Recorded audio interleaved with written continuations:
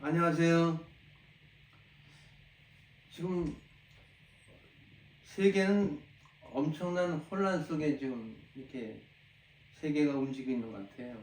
그래서 우리는 지금 지구 역사상 가장 이태로운 그런 순간에 살아가고 있는 것 같아요. 그 미중류의 그 팬데믹, 대공황 이후에 가장 어두운 경제 터널, 전 지구를 휩쓰는 이상기후 현상, 그리고 강대국 간의 끊임없는 패권 경쟁과 전쟁, 유례없는 복합 이교의 한가운데에서 저 자신도 그 무력감이 들기도 하는 그런 상태인 것 같아요. 여러분들은 세상을 어떻게 보고 있는지 한번 질문하고 싶습니다. 이런 세계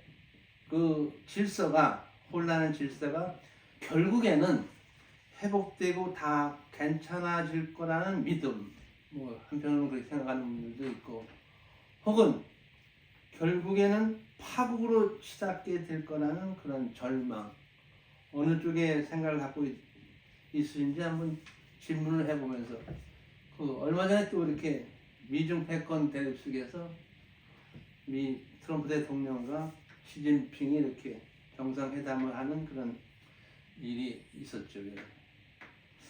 그 당시 상황 속에서 우리가 한반도에 살고 있는 대한민국, 우리 민족은 그 향방이 어떻게 이루어질지, 어떻게 대한민국이 나아갈지 그런 상당한 그런 의문을 가지면서 이렇게 이 시간을 이렇게 한번 가져보고자 합니다. 그래서 오늘날의 중국 한족이 동북아 역사에서 정착하는 그런 시기의 BC 2세기, 최초로 중국을 통일했던 진시황 이후에 그런 초나라와 한나라의 대립 속에서 북방민족을 대표했던 항우와 진화 한족을 대표했던 유방과의 그 싸움에서 왜 항우가 계속적인 전쟁에서 승리했는데도 불구하고 마지막 5강 싸움에서 패배함으로써 결국 오늘날의 중국 한족에 의한 중화 사상이 이렇게 동아시아를 지배하는 사상으로 정착이 되고 이렇게 나타날 수가 있었는지 사항을 그 당시의 전쟁을 통해서 살펴보고, 또 미중 대립 속에서 이루어지는 그 패권의 갈등, 그런 패권의 대립 속에서의 향후의 상황이, 동아시아의 정세가 어떻게 되어갈지를 간단히 이렇게 살펴보는 이 시간을 갖고자 합니다. 얼마 전에 이루어진 트럼프와 시진핑의 회담 내용에서 요약된 이야기는 세 가지 문제였다고 이렇게 많은 사람들이 이야기를 하고 있더라고요. 이란 문제를 어떻게 처리했는지, 그 다음에 두 국가 간에 첨예하게 대립하고 있는 무역 문제, 그 다음에 대만 문제가 이야기의 초점이었다고 얘기되는데, 한반도 문제가 분명히 이야기됐다고 볼지언데 공개는 안 된 것 같아요. 이제 예상되는 사항의 어떤 논쟁가 이루어지는지는 한번 다시 이렇게 간단히 살펴보도록 하겠습니다. 그래서 제목을 항우의 BC 2세기 때 초한 대립 속에서의 항우의 깃발은 곰이었다, 유방의 깃발은 용이었다, 이렇게 말씀을 드리고, 부재적인 상황에서 미중 정상회담 이후에 트럼프가 그리는 동북아 새 질서는 어떠할까, 이렇게 한번 예측을 해보는 이 시간을 갖도록 하겠습니다. 지금까지 역사학자들이 전혀 관심을 갖지 않았던 관점에서 동양의 세계 최고 오래된 사서 사마천의 사기와 거기에 내재된 내용 속에서 항우 본기와 고조 본기를 중심으로 항우와 유방에 대해서 살펴보고자 하는데, 동양의 춘추 필법의 역사 서술을 보면은 여러 가지 형태가 있어요. 기전체가 있고 편년체가 있고 기사본말체가 있는데, 역사 서술의 하나의 방법으로 이야기할 적에 우리 대한민국, 우리 역사도 그런 방법의 편찬 서술에 의해서 편찬이 되는 그런 역사 입장이죠. 그래서 우리나라 최초의 남아있는 사서 중에서 최고의 사서라는 삼국사기는 기전체예요, 기전체. 그 다음에 이제 그 다른 방식이 편년체. 근데 그 사기 그 기전체 대표적인 동양 최초의 사서에서는 기전체라 하면은 그 어떤 내용이냐면 분야 중심의 역사 서술을 의미하면서 그 분야를 어떻게 구분했냐면 황제, 왕의 역사를 중심으로 한 것을 본기, 이렇게 본기라고 해요. 그 다음에 이제 그 신하들이나 또는 왕을 제외한 뭐 왕비라든가 그런 사람들의 역사를 중심으로 쓰는 그 부분을 열전이라 해요. 그래서 우리가 옛날에 뭐 드라마에서도 왕비열전 이런 표현의 어떤 드라마를 이렇게 연결식의 내용으로서 소개되는 그런 드라마도 본 적이 있는데 열전이 있고 본기, 열전. 그 다음에 역사에 있어서 중요한 것이 이렇게 영토, 지역의 그걸 지라고 표현하고 마지막 단계 분야 기전체 역사 서술에서 마지막을 장식하는 것이 이제 연표, 연대 기술이에요. 그런데 여기에 그 사마천의 사기에는 분명히 사마천은 한나라를 중심으로 해서 역사를 서술한다 보니까 본기라 하면은 그 한나라의 황제들을 중심으로 서술하는 것이 본기인데 한나라에 패배하고 결국 멸망된 나라인 초나라의 황제였던 항우를 본기편에서 서술했다. 이 내용은 그 풍기는 뉘앙스가 상당히 중요해요. 아, 항우의 이치가 중국을 시작하는 한나라, 저들은 한족이라 하는데 한나라, 그것도 동양 최초의 사서로서 비중을 갖고 있는 한서의 그 사기에 항우를 본기편에 서술했다. 상당히 의미심장한 표지라고 보면서 하여튼 그 사기의 항우 본기와 오조 본기를 중심으로 해서 그 역사를 잠깐 이 시간에 살펴보는데 이렇게 항우와 유방을 살펴봐야 될 이유는 그 중국 한족의 민족 형성 과정을 이렇게 요 내용을 통해서도 아주 읽을 수 있는 그런 내용의 역사예요. 민족 형성 과정과 실체를 제대로 알지 못하는 한 누구든지 그러니까 초한의 그 싸움의 내용을 분석해서 알므로 인해서 동아시아의 역사 전체의 흐름을 알 수가 있다는 얘기예요. 그래서 누구든지 동북아시아의 고대사를 요 내용의 역사를 통해서 제대로 이해할 수가 있는데 이걸 제대로 우리가 공부하지 않으면 이해하기가 오늘날의 중국이 왜 저런 중국이었나를 이렇게 이해하기가 어렵기 때문에 이 분야가 중요한 역사라는 것을 중국사 속에서 이렇게 이 시간에 두 번째 내용으로서 이렇게 소개하고자 하는 내용입니다. 그래서 중국은 지금의 중국이라는 나라가 없었어요. 동아시아에서 중국 하면은 다 나라 이름이 이렇게 한 편의 단어예요. 뭐 한나라, 뭐 오나라, 초나라. 그래서 중국이라는 나라가 없었어요. 중국이라는 나라가. 근데 자기들은 중국이라는 나라라는 거예요. 아주 중앙에 빛나는 민족의 중화민족이라는 거예요. 근데 사실인즉은 중국 하면은 자기들은 한족이래 또 한족. 근데 우리 대한민국의 한민족도 한민족이 대한민족이. 대한 한자와 중국의 한나라 한자의 한자는 서로 상이하지만 한민족이. 그런데 이 초안전이 있었던 BC 2세기 전에 중국까지 다 망라한 동방에서 동아시아에서 그 지배 국가는 우리가 지금까지 공부한 내용의 최초의 국가로서의 뭐 환국, 배달신시국, 그 다음에 고조선 시대까지는 이 중원과 만주 동아시아의 중심 국가는 우리 한민족이라는 나라였단 얘기예요. 결국 이 중국을 세운 한족, 진화족이라 하는데 그들은 우리의 지배를 받는 민족이었다고 봐야 돼요. 화족은. 그런 것이 자기들이 사용하는 한자 속에서도 다 표현되는 표현으로 다 나와요. 특히나 이 진화 한족은 어떤 동물을 숭상하냐면 가상적인 동물인데도 불구하고 토템에서 그 용이라는 그런 동물을 그렇게 숭상해요. 잠깐 소개하지만 그 용은 성경에서는 사탄이에요, 사탄. 예뱀이라 해서. 근데 용을 숭상하는 게 중국 민족이에요.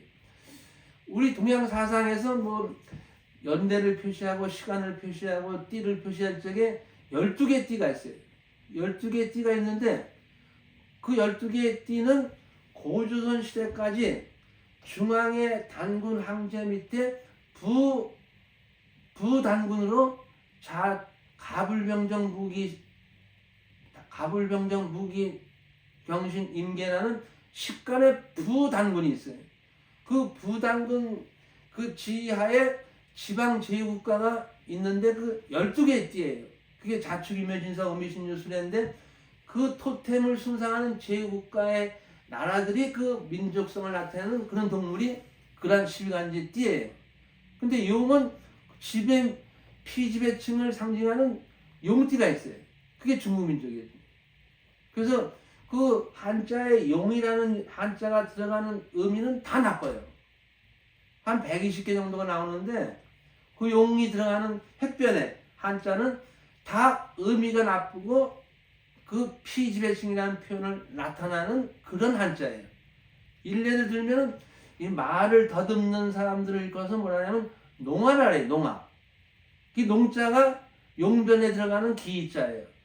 그걸 이제 뭐 여러 가지겠지만 이 시간에 다 표현할 사항은 아닌데 용을 그렇게 숭상하는 민족이 중국 진화민족이에요. 그런데 그런 그 의미가 나쁘고 피지배층을 상징하는 표현의 한자가 남아있다는 것은 고조선 시대까지 중국을 차지한 진화민족 중국을 얘기하는 자신들이 나타나는 한족은 피지배층 노예민족이었다 그런 표현이에요. 그런데 이 한나라가 들어서면서 즉 초나라의 항우를 물리치고 한나라가 중국을 차지하면서 비로소 자기들의 주장하는 중국의 한나라가 비로소 중국의 출발이었다 그런 의미예요. 사실 그런 내용에서 상당히 한나라의 그 상황에서 변화된 정책이나 그 다음에 그러한 상태의 내용들이 다 오늘날의 중국의 속성을 나타내는 그런 의미의 중국 한족의 속성이라는 사항을 이게 초나라 항우와 한나라 유방과의 싸움 속에서 어떤 전개 과정이나 그 다음에 결말의 내용 속에서 그 의미를 되새겨 보는 것이 오늘날의 중국의 그 속성적인 상황에서 앞으로 전개될 뭐 미중 패권 대립 속에서도 그 의미가 갖는 그 내용들이 상당히 중요하다고 이렇게 이야기하면서 그 시간을 다시금 이렇게 되돌아보려고 합니다. 그래서 여기에서 중국 한족에게 실질적으로 그 한나라를 세웠던 한고조 유방은 그 상당히 중요한 그 중국 역사에서 중요한 인물로 그렇게 숭배되는 부상되는 인물이라고 보이면서 중국사는 지금 이 시간까지도 아직도 많은 부분이 베일에 쌓여서 어둠 속에 묻혀 있다고 보면서 오늘의 이 시간을 이렇게 살펴보고자 합니다.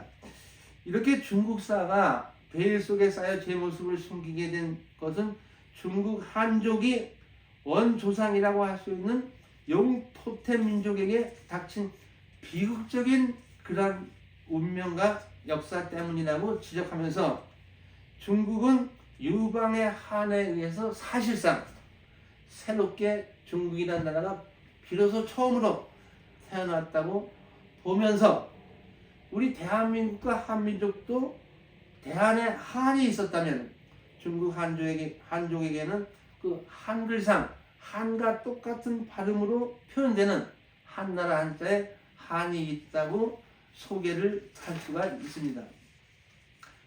그래서 중국의 진시황이 중국을 최초로 통일한 것이 BC 221년이에요. 근데 통일했는데 너무나 과격한 무단 정치를 실시해요. 자기 무덤 여산 등을 그렇게 조성하는데 300만을 동원해요. 만리장성을 쌓는데 50만 명을 동원하고 이렇게 자기의 치적을 나타내는 자기의 사후나 이런 면을 갖다 이루기 위해서 그 많은 학자들 땅속에다 몇천 명을 묻어버려요. 그걸 분서갱유라 하는데 이게 이런 가격한 무단 정치 하에서 이루어진 중국의 진시황의 그 통일은 불과 15년 만에 다시 분열돼요. 진승 5강의 난을 통해서 진나라가 멸망된 다음에 북방민족을 대표했던 초나라의 항우와 그 다음에 중국 진화민족을 대표했던 한나라의 유방으로 갈려지는 초안의 대립 상태가 BC 200년에 전개가 돼요. 그래서 두 민족 간에 북방 민족을 대표하는 초나라와 그 진화 민족을 대표하는 한나라의 싸움에서 계속 승리한 게 결국은 초나라 항우예요. 근데 마지막 싸움에서 5강 싸움에서 초나라가 패배를 해요.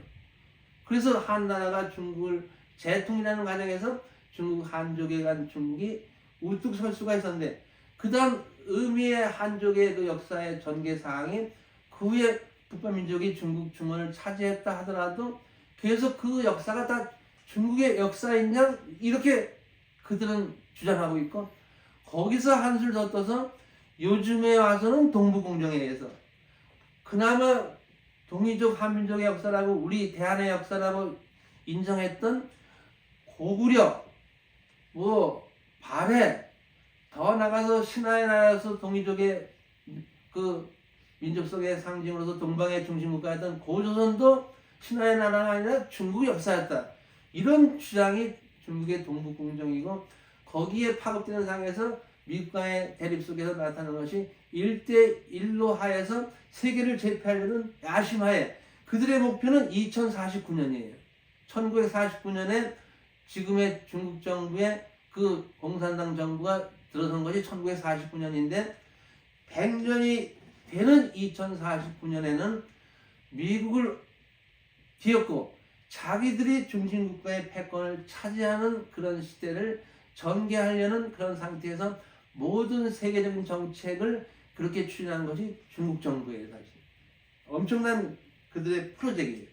거기에 휘말려 들어서 우리 한민족 대한민국은 아예 특히나 조선시대 이후에 1390년 이성계에 의해서 건국된 조선시대 이후에 조나 사대주의 사관에 의해서 작은 중국이라는 그런 의미 속에서 팽배했던 우리 역사 속에서 지금의 현 정권이나 정부가 우리도 작은 중국 하에서 중국의 테두리 하에 들어가겠다는 그런 정책 속에서 미중 대립 속에서 중국의 입장을 취하는 것이 현실이에요.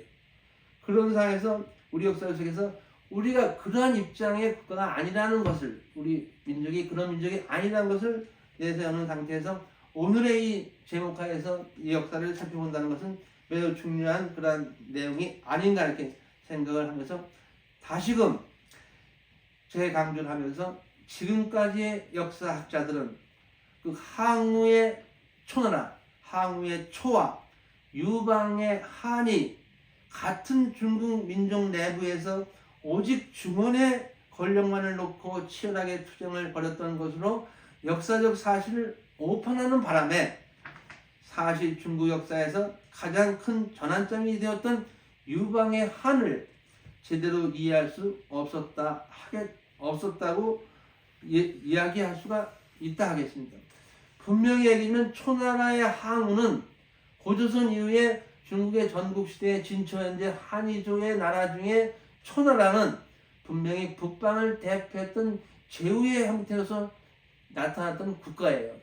그 북방을 대표했던 그런 초나라가 중원을 차지하는 그런 상태 초한 대립에서 패배함으로써 중국의 나라로서 이게 정착된 기점이 한나라예요. 그 초나라의 그 왕이 47명이 있었는데 거기에 보면은 그 왕의 이름이 다 고뭉자가 들어가요. 고뭉자. 그래서 웅심, 웅처, 41명의 황제가 다 웅자가 들어가요. 근데 여기서 잠깐 야사적인 토템적인 사항을 결부시켜서 살펴보면은 웅이라는 고뭉자는 우리 민족을 상징해요.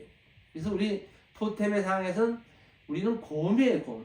그래서 원래 파밀고원에서 한국시대에 처음 시작했던 삼성 저거의 삼신 그 마구할미 시대부터 시작된 시족 형태에서 보면 6개의 토템이 우리 민족을 상징했는데 용이 아니에요. 그건 중국을 숭상하는 4대 사상 속에서 조선시대 용을 갖다 임금의 상징으로 중국을 쫓아간다는 그 의미지, 우리의 토템은 6가지 동물에서 용이 아니에요. 그런데 지금도 나라 이름이 아니라 개인적인 이름에서도 얼마 전까지만 해도 그 용자를 쓰는 이름이 한국에 그렇게 많아요. 그 중국을 따라가는 거예요. 의식이. 그래서 용 무슨 용삼이 뭐 용준이 뭐 이렇게 하더니 그 아주 안 좋은 거 이름이 용자 쓰. 근데 하여튼 그게 다 의식이 중국 의식이에요. 어릴 때 그 삼국지를 저도 10번을 읽었는데 이 삼국지도 중화 사상에 사실은요 의미가 없는 거예요.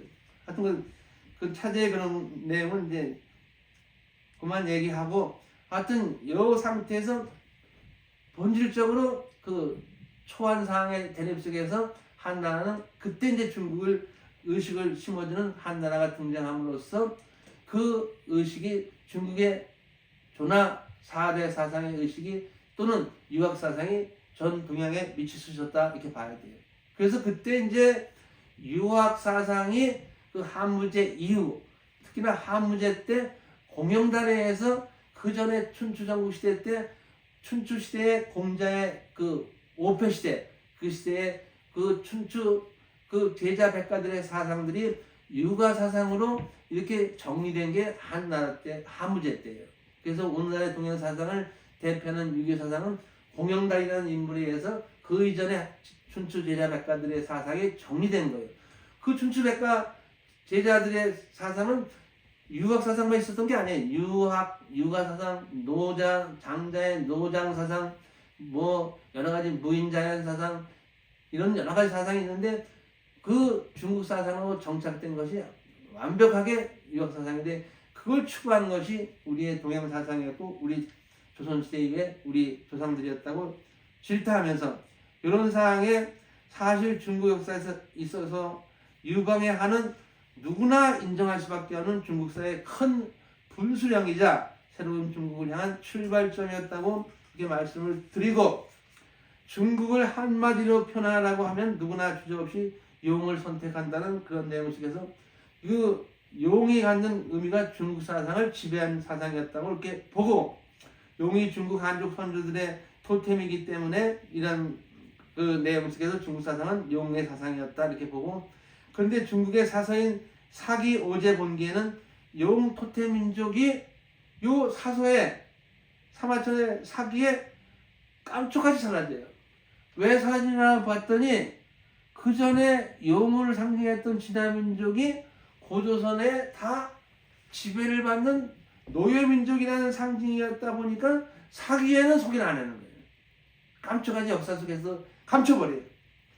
물론 역사는 승자에 대한 기록이라고 하는데 그런 상태에서도 전혀 관여가 안 된 사항으로 그걸 갖다 없애버려요.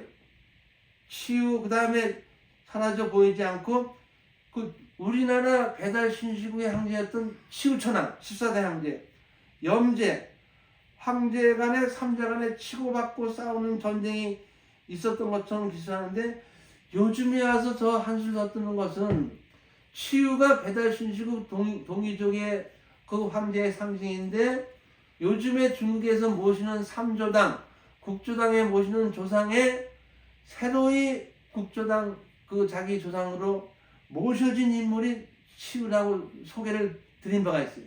삼조당에서 자기들 황제와 싸웠던 그런 치유가 적국의 황제였는데 자기들의 조상이라고 끌어들인 거예요. 그게 이제 요하 문명이 발견되면서 요하가 만리장성 밖에 있었던 동이족 이민족의 그런 문명이었으니까 그게 너무나 우수한 문명이니까 황하 문명보다도 우수했으니까 그걸 자기 문명으로 이렇게 끌어들이기 위한 하나의 방책이었던 것 같아요. 여하튼 그런 내용의 역사 회복이 계속되는 현실을 이렇게 보면서 사마천의 오제본기는 누군가에 의해서 고의적으로 날조된 흔적이 뚜렷하고 그 다음에 그렇다고 오제본기에 응당 있어야 할 용 또는 용토템 민족이 깜짝같이 사라졌으니 오제본기를 날조한 범인도 용의 후손들이었다는 것으로 기결될 수밖에 없다고 지적하면서 사마천 사기에는 한고조 지방을 다룬 고조본기에 처음으로 그렇게 깜짝같이 없어졌다가 용이 등장한 것이 한고조 지방이에요. 한고조 지방은 그러면서 노예민족이 아니었다가 하늘의 뜻에 의해서 나타난 용의 아들이라 이렇게 또 묘사를 해요. 사마천 사기에서. 그래서 사마천의 사기에서 소개되는 유방의 아버지가 태공이래. 태공. 근데 태공은 중국의 표현에서 태공은 그냥 동네 아버지 이런 얘기야. 이름이 없어. 태국이래. 동네 아버지래. 근데 어머니는 또 유어래. 유씨 아줌마래. 그런 상태에서 태어나는 것이 유방인데, 교룡, 잠을 자고 있는데 유어 부인이 잠을 자고 있는데 교룡이 나타나서 유어 부인을 덮쳤대요. 거기서 태어난 게 유방이 돼요.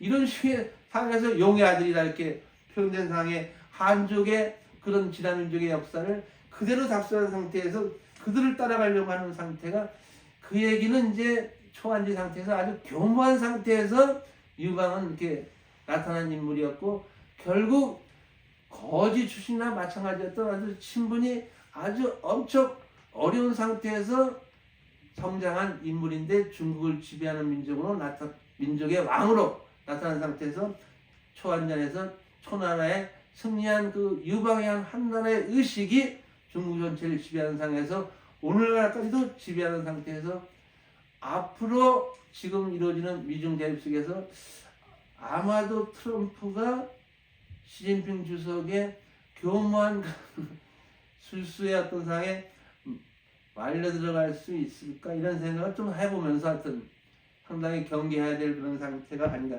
물론 미중 대립의 상태에서 우리가 당사국이 아니니까 그런 우려까지도 생각할 필요는 없다 하더라도, 우리는 워낙 정책적인 상황에서 현재 정부가 미중 대립 속에서 중국에 속한 상태로서 나아가니까, 아니 세계 속각들의 이야기 속에서 현 상황의 대한민국은 미중 대립 속에서 미국의 반대편에 서는 것은 상당히 어리석다는 지적을 하고 있는데도 불구하고 그런 상태로 나가는 그런 상황을 한번 생각해 보면서, 앞으로 우리 한민족의 그 동향 속에서 세계 속각들이 얘기하는 한민족의 한반도 통일은 지금 미중의 시진핑과 트럼프 대통령의 사이에서 이루어진 미중 정상회담에서 분명히 한반도 문제가 거론되었는데 밝히지 않는 그런 상태에서 나가는 우리 한민족의 향방이 앞으로 미중 대립 속에서 어떻게 전개될지는 상당히 중요한 이치를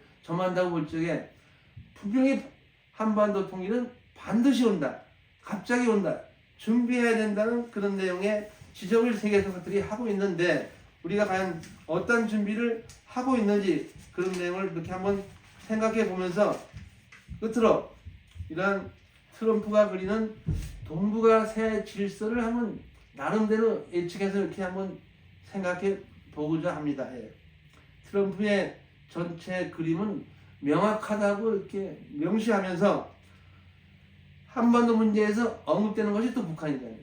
북한은 중국에서 아마도 트럼프 입장에서는 부분적으로 떼어내서 미국이 관리 가능한 평화 상태를 만들고, 한국은 킬외, 관세, 방위비라는 삼중 압박 구조 안에 묶어 중국 영향권에서 빠져나가지 못하게 철저히 통제하지 않을까, 이런 예측도 가능하고, 이것은 단순한 외교 조정이 아니라 한반도 내 정치 안보 지형 전체를 바꾸는 거대한 전략이라고 볼 적에, 북한은 거래와 체제 부장의 카드로 협상장에 끌어내고 한국은 군사경제 재정 압박으로 움직일 수 있는 공간 자체를 제한하고 있다고 볼 적에, 트럼프 입장에서 북한은 협상의 대상이지만 현 대한민국 정부의 한국은 감시와 통제의 대상이라고 보면서, 그래서 북한에는 당근을 주고 한국에는 족쇄를 채우는 방식을 택하는 것이라고 보고, 만약 한국의 지금 상태가 친중 성향의 정권이 들어서지 않았다면 이 구도는 오히려 한국의 엄청난 지금의 현실이 전략적 기회가 되었을 것이고, 통일을 앞당기는 그러한 기회도 되었을 것이라고 볼 적에 많은 아쉬움을 내면서, 미국이 북한을 중국의 영향권에서 떼어내고 한반도 전체를 미국 주도의 경제 안보 질서 안으로 재편하려는 순간 한국은 그 중심에서 가장 큰 이익을 얻을 수도 있었다고 보는데, 그렇지 못한 현실을 아쉬움을 가지면서 한국 정부가 미국의 전략과 같은 방향에서 서 있지 않다면 그 가치는 축복이 아니라 압박으로 바뀔 수밖에 없다고 현실을 자탄하면서, 트럼프에게 한국은 함께 판을 짜는 핵심 동맹이 아니라 중국 쪽으로 이탈하지 못하도록 두어야 할 관리 대상이 된다고 보겠습니다. 이 전략이 성공하면 트럼프는 북한 문제 해결이라는 역사적 그런 입장에서 챙기고 미국의 인도태평양 패권은 한층 강화된다고 볼 적에, 그러나 한국 입장에서는 국내 정치의 혼란과 안보 딜레마가 커질 수밖에 없다고 예측하면서 결국 대한민국 정부가 이 압박을 어떻게 견디고 대응하느냐가 향후 한반도 운명을 결정할 핵심 변수가 된다고 보고, 이 모든 것은 트럼프가 첫 임기 때부터 일관되게 보여온 거래 중심의 실용주의 연장선상에 있다고 보며, 베이징 정상회담 결과가 나온 이 시점에서 이 시나리오가 얼마나 정확하게 이게 현실화될지는 좀 의문을 가지면서 오늘의 현실 속에서 우리가 우리의 자세를 어떻게 가져야 될지를 한번 이렇게 나름대로 한번 이렇게 말씀을 드리면서 이 시간을 맺고자 합니다. 감사합니다.